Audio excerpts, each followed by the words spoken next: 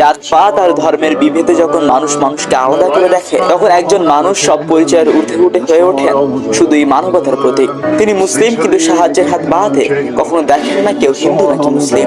ভারতের কোটি কোটি হিন্দুদের কাছেও তিনি আজ শ্রদ্ধা আর ভালোবাসার নাম। এক সময় যিনি ক্ষুধার জ্বালায় ডাস্টবিন থেকে খাবার কুড়িয়ে খেতেন, সেই হুসাইন মানসুরি আজ পরিচিত ভারতের হাতেম দাই নামে। যেখানে অসহায় মানুষের আর্তনাদ, সেখানে ছুটে যান তিনি। মুসলিম হলেও ভারতের কোটি কোটি হিন্দুদের কাছে হুসাইন মানসুরি মানবতার দূত। মুম্বাইয়ের এক ঘিঞ্জি বস্তিতে জন্ম বেড়ে ওঠা হুসাইন মানসুরির শৈশব কৈশোর কেটেছে তীব্র অনাহারে। সেই জেদ থেকে হয়তো এখন খাবার ভর্তি গাড়ি নিয়ে পথে পথে অনাহারীদের খুঁজে বেড়ান তিনি। আর সোশ্যাল মিডিয়ার কল্যাণে যেটা মুহূর্তেই পৌঁছে যায় কোটি কোটি মানুষের কাছে। পড়াশোনা শেষ করে 2011 সালে এয়ারলাইন্সে চাকরি পেলেও নিজের ব্যবসার স্বপ্ন পূরণ করতে গিয়ে তাও হারান হুসাইন মানসুরি। দেনার দায়ে পিঠ যখন দেয়ালে ঠেকে যায়, তখন ঘুরে দাঁড়াতে মুম্বাইয়ের এক ফ্লাইওভারের নিচে কাপড়ের ছোট্ট দোকান খুলেন হুসাইন। সততা যার পুঁজি, তার ভাগ্য বদলাতে একটা মুহূর্তই যথেষ্ট।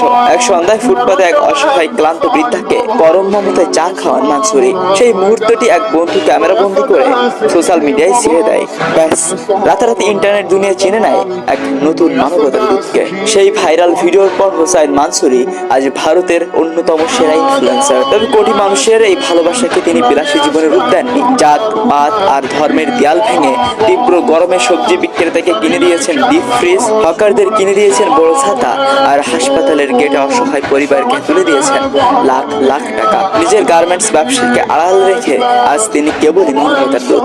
কারণ হুসাইন বিশ্বাস করেন, দান করলে কেউ কখনো গরিব হয় না। ভারতের মতো একটা জায়গায় যেখানে হিন্দু, মুসলিম, বৌদ্ধ, খ্রিস্টান ধর্মের জাতপাত ভেদাভেদ নিয়ে কত মারামারি, কত নির্যাতন, মুসলিমরা সেখানে একজন মুসলিম হয়ে কোটি কোটি হিন্দুদের কাছে একজন মানবতার দূত হয়ে আছেন হুসাইন মানসুরি।